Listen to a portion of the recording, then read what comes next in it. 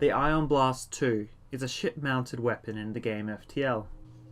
Ion Blast Mark II looks very similar to the Heavy Ion, except it has 2 lines instead of the 1.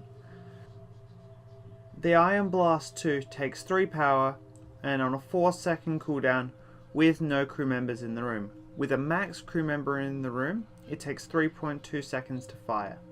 This is capable of permanently locking down one system if you can land direct hits. Ion damage is split into 2 different types, ion damage and lockdown time. The Ion Blast Mark II does 1 ion damage and then locks the system down for 5 seconds. If the system is hit again before those 5 seconds are up, it adds an additional 5 seconds of lockdown time, maxed out at 25 seconds. This weapon can chain lockdown systems as it fires every 4 seconds with no crew manning the room, but it fires every 3.2 seconds with a crew member manning the room. The cost in power is very high, costing 3 power to run this weapon, so you can only ever wield 2 of these, making it expensive, but it does a really good job of what it does.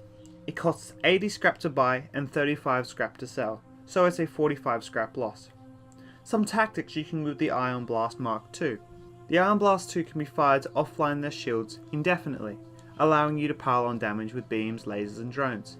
Being ion damage, it's very effective against Zoltan shields, dealing 2 damage instead of 1 like it usually does. This weapon has no way to hurt hull, but it can, directly or indirectly, kill crew. This is hard to do and you'll usually need 2. 1 to lock down the shields and 1 to lock down the oxygen. The ship will slowly suffocate to death. Unlike the Ion Blast Mark I, it will permanently shut down the oxygen and it doesn't matter how many levels in oxygen they have.